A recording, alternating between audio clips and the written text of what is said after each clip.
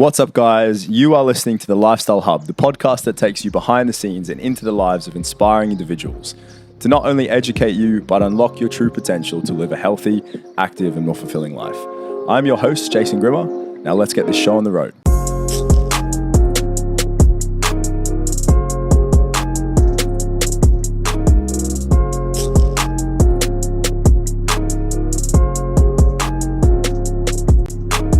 Before we get started, I'd like to take a moment to thank our sponsor, the leading home and commercial gym specialist in the Middle East, Ghana Fitness Supplies. Check them out at www.ghana.ae for all your fitness needs.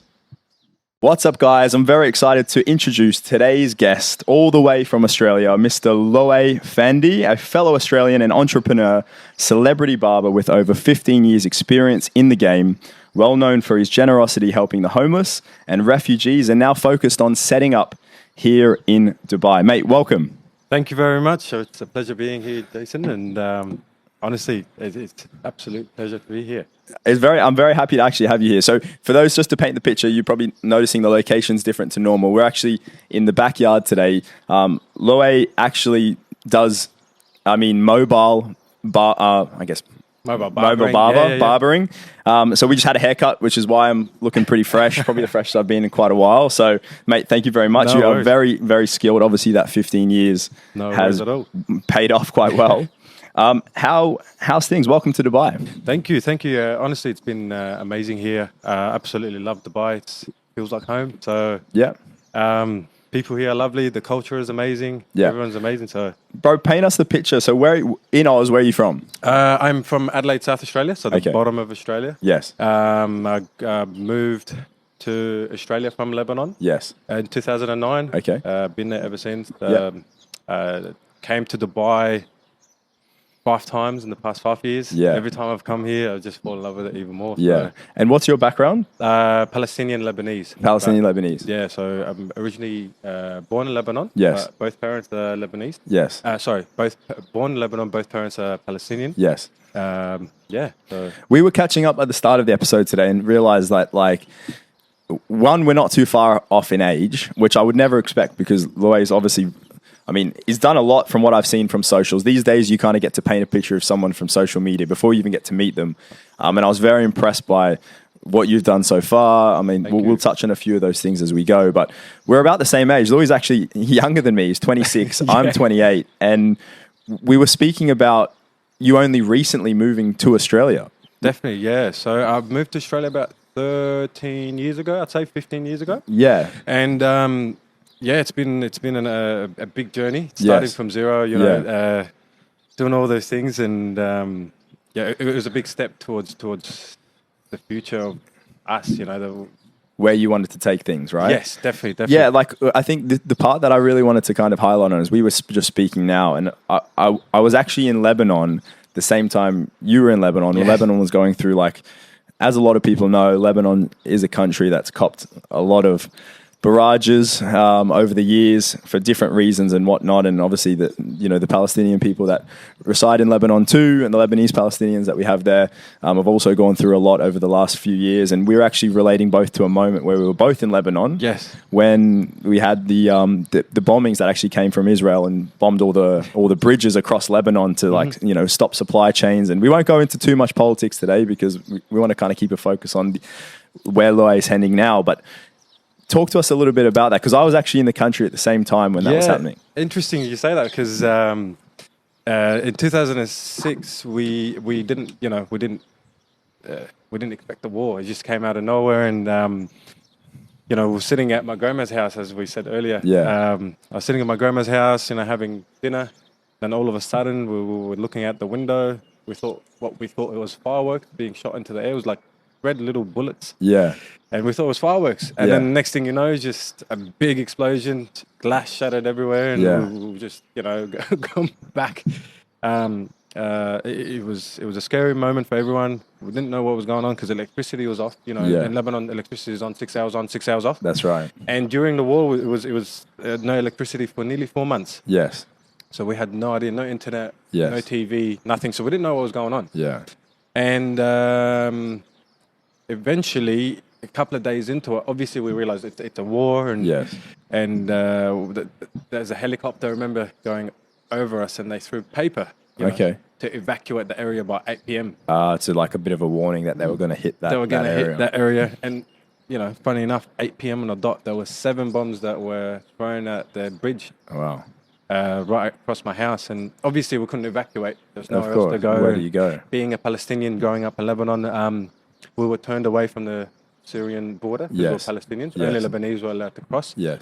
So we were just fine, but it was as scary as you Mate, experienced definitely. as well. Yeah, like, so we were in the north at the time, and these planes were basically going up the country. Yes. And basically targeting a lot of the bridges.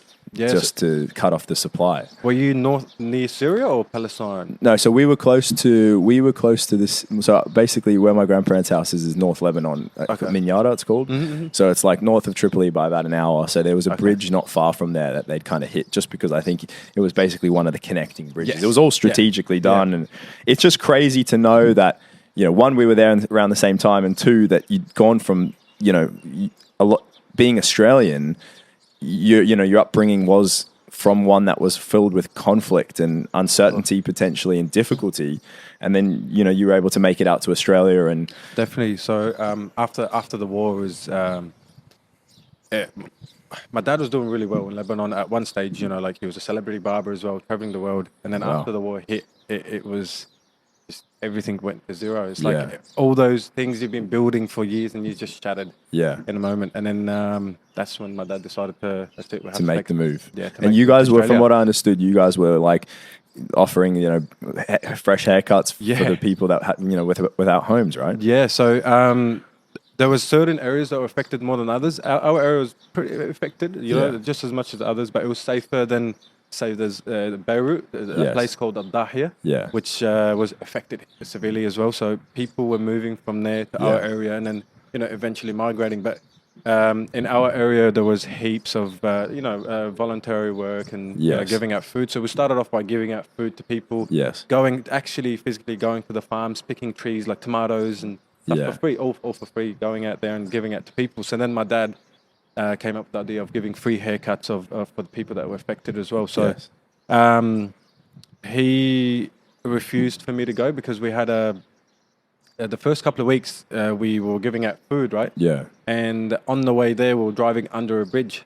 Yes. Right? So there was a bridge, drove under it, literally 30 seconds later, that bridge was gone. It got hit. So that moment, my dad realized that, my life was at danger, and that's right. It's not as easy as it looks, driving up and down, or obviously a war zone at the moment. Yeah.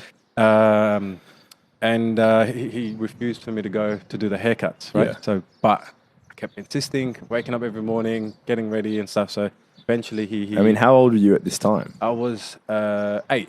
So you wanted to help any way you could. I wanted to help because, honestly, growing up in a wartime country, it all revolves about helping one another. It might not look like that on the news, but whether you're Christian, Muslim, Druze, we're all stick like with one another. You're all going through the same similar circumstance. 100%. So there's no religion, there's no culture, there's nothing in between us. We just break through that and we just help one another. So my dad, so eventually we started.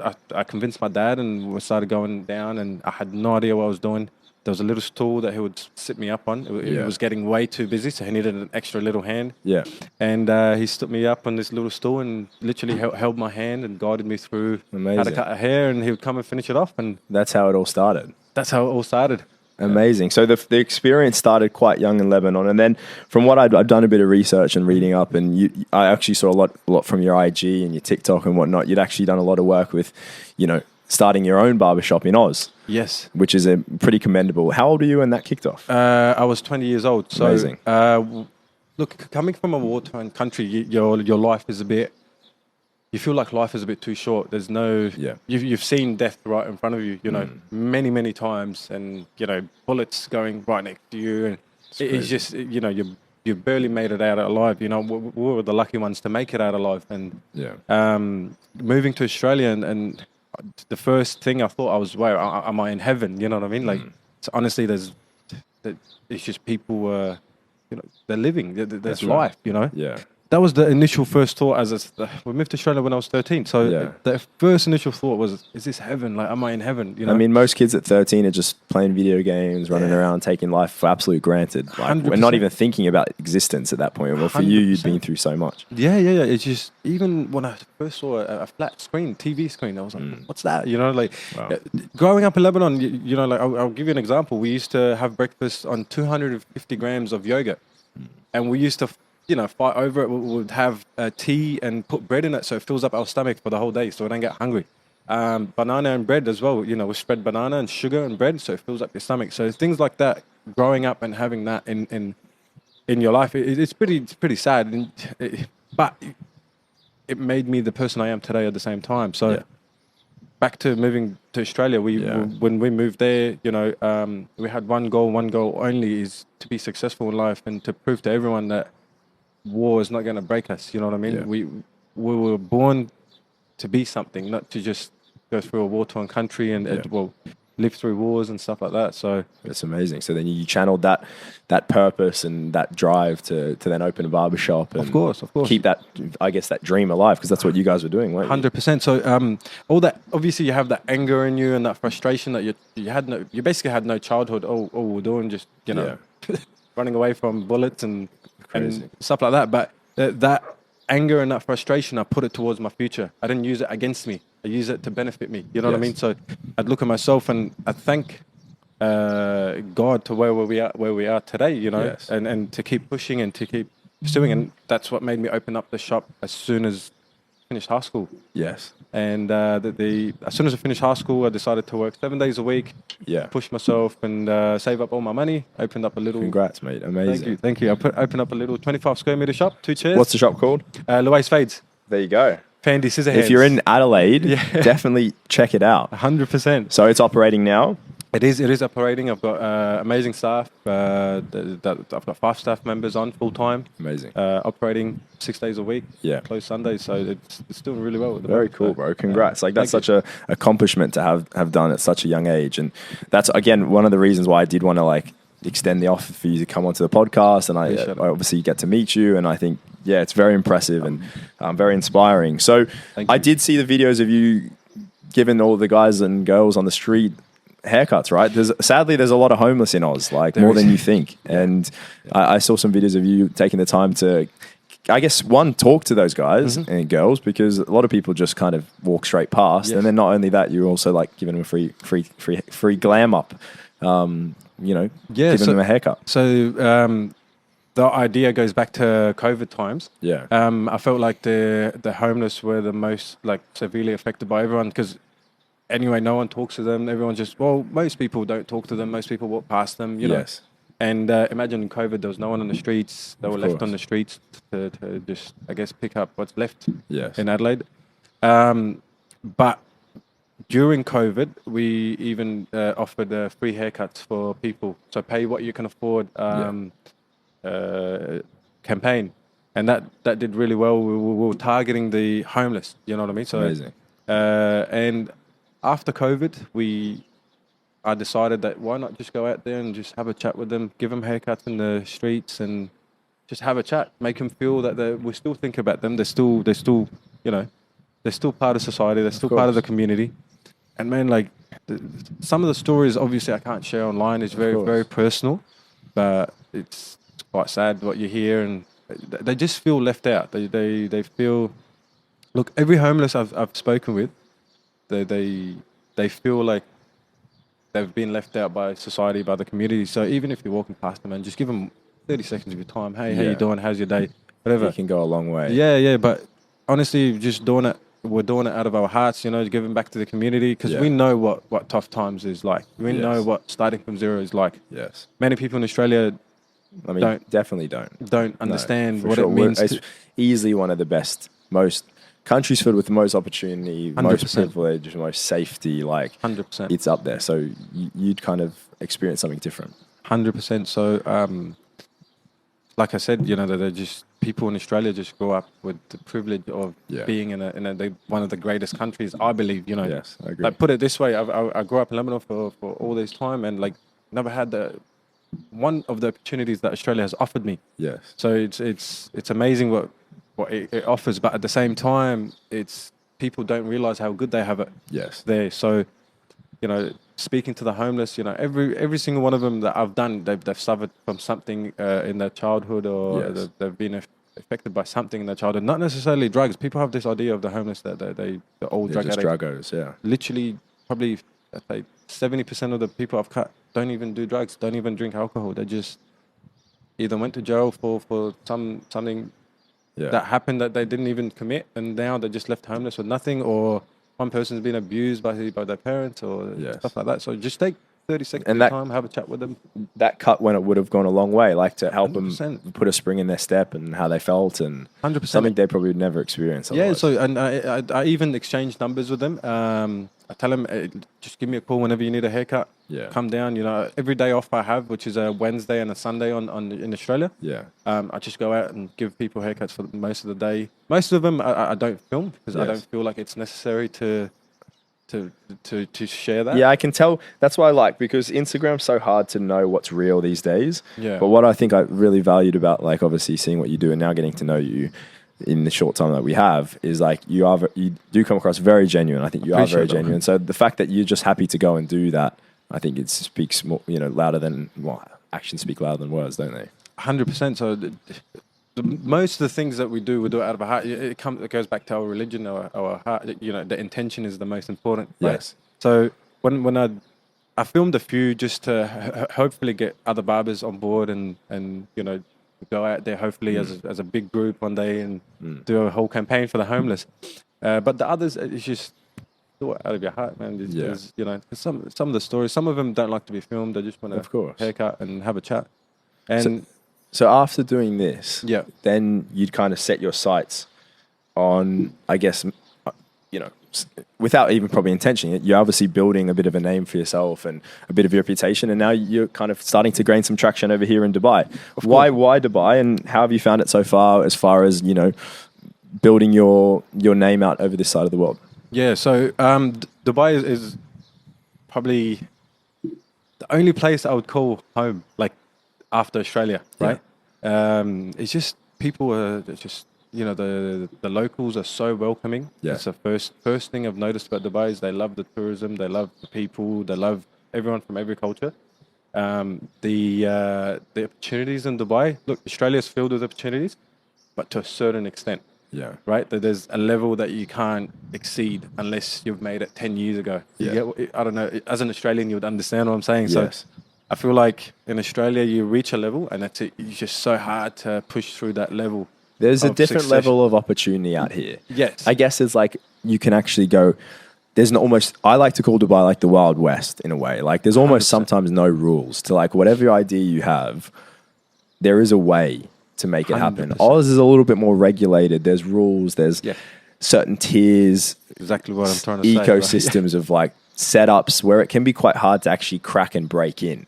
Not to say it can't be done, but I think Dubai offers a whole another opportunity, but you need to be a certain type of person too. Like I think someone like yourself, even with just us chatting briefly, is you're not afraid to meet people and put yourself out there. And look, if you come to Dubai and just come, if you come here to just have fun or with the mentality of half working and half holiday, well, Dubai is not for you. Yeah, coming here to actually be in the game and just go out there, and work 24 hours a day and just go hard, man. You'll make it in Dubai. There's no question about that.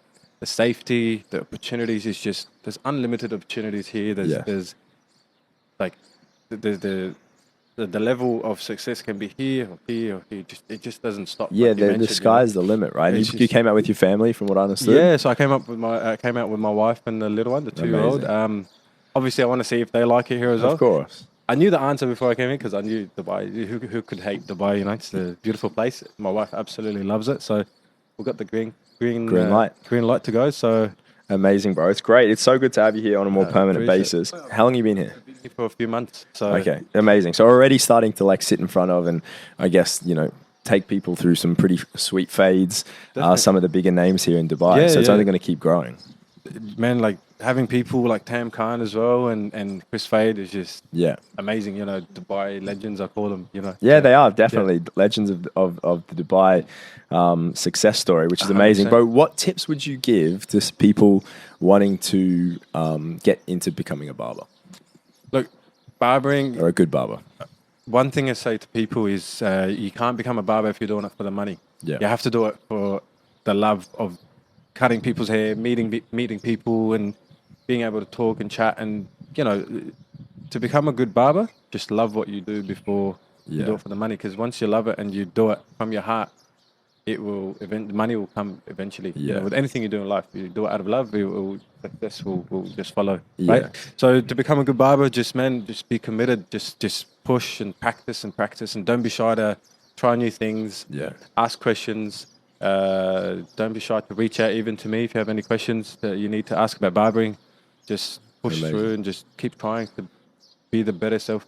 Of better version of yourself, you know? Yeah, that's great advice, because I think it's something that can make people feel so good about themselves, right? Like, you know, I think personally over the years, I've always noticed that like a great cut can make or break my mood or my day. Like 100%. If I get a good haircut, I feel fresh, I go out, you know, I feel awesome in my job, at home, and my energy's different. Just from a simple haircut, the power of like a good haircut is game changing, right? It's a game changer, man. That's why, you know, being a barber is very important to the community as well. You know, you're giving back. You're having a chat. You know, I want to try and bring the culture of Australian barbershops to Dubai. You know, where, you know, there's a saying in Australia where they say, "Why go to a psychologist when you can go to your barbershop, your local barbershop?" Yeah, that's cool. I like that. And it's literally like you come in and people just open up and tell you stories that whatever happens in the barbershop stays in the barbershop as well. Yeah. So they just have a chat. Yeah. Bro, what would you say, like, obviously you're out here now, you're trying to establish like yourself, you know, does health and fitness play a part in your day? Look, health and fitness is very, very important, man. It's just having that time for yourself. It builds your confidence, your self-confidence.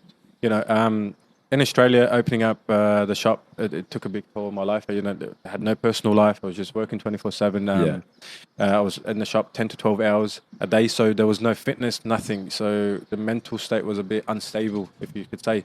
Coming to Dubai, meeting great people like yourself into fitness and motivational people, you know, following you on social media, and all you see is fitness and how it helps you. There's a big fitness scene here too. Like huge, Oz is huge, but here it's quite big as well. Oz is huge, but here it's a bit more. It's huge and out there. They want people to come in. They want people to, you know, to work out. Ever since I've been to Dubai, I've started working out. Right, we'll have to get you into the gym then, bro. I'll have to get you down for a session. Please, what do you reckon? yeah, please. But ever since I've been to Dubai, I started working out, and honestly, it played a big role in my mental health. I feel a bit more way more energetic than what I used to. So it's greatly affected my life. So amazing. That's what we want. But what can people expect to see from you over the next couple of months? I'm planning to change the whole game of barbering in Dubai. So stay tuned for big. We'll have to get you back on then in like 6 months from now, so we can see where you've actually got. Because I think a lot of people from Oz, you know, see Australia, like you've come out here, like I came out here, and all of a sudden, like you build your own businesses and you build your 100%. Dreams and that life out here. So I'm really excited to see where it can take you. 100%. I would love to share it, but I reckon I'll share it in about 6 to 8 months' time. Yeah, I'll share it with you. And keep it close to your chest, work hard, head down, and I'm sure, you know, mate, I'm very excited to see where things go. That would be... Luay, I wanted to just say, first, thank you for the awesome haircut. Thank you so much for taking the time to come on. Where can people find you or keep up to date with you if they want to kind of obviously contact you for a haircut? Is there an exclusive list, or how does that work? No, man. I'm still pretty easygoing. You know, I'm not that soon enough. There'll be an exclusive entry. But at the moment, just Luay's Fades on Instagram. Just hit me up. There's a WhatsApp button on there. Click it. Send me a message on WhatsApp or on Instagram. Follow him on TikTok as well. We'll put all the details in the bio. Yeah. So you guys know where to find Luay. But I just wanted to really like take a moment to highlight the inspirational journey, where he's come from, something that a lot of people take for granted. And not only has he just decided to kick back in Oz and accept the normal life, I guess, and the 9 to 5, but he's then taken himself back out of the comfort zone, head over here to Dubai to then build, a future for his family, but also a name for himself, which I think is definitely commendable. And I know it inspire the people that listen to this podcast, because that's what this podcast is built on, is inspiring others and having inspiring people. So mate, thank you so much. Thank you for having me. Honestly, it's a pleasure to be here. And this is your first podcast. First ever podcast. So I'm a little bit, You're already on. So he was already on Love in Dubai, which is like one of the main kind of broadcasting channels, I guess, here, stations and whatnot. So this isn't as hard, right? This is Love in Dubai was a bit more nerve-wracking because it's live. It is live. Yeah. Podcast. You made it easy for me. You just said to me, just have a conversation. That's just having a chat. Yeah, I was a bit nervous before, but thanks to you. No, it's been great. Honestly, thank you so much for having me. Thank you. Hopefully I'll be back again. You will definitely be back. Thank you so much for coming. Guys, thanks so much for listening. That is the Lifestyle Hub podcast. Please remember to like, subscribe, and follow. Plenty more to see very, very soon. Thank you so much, and we'll catch you later.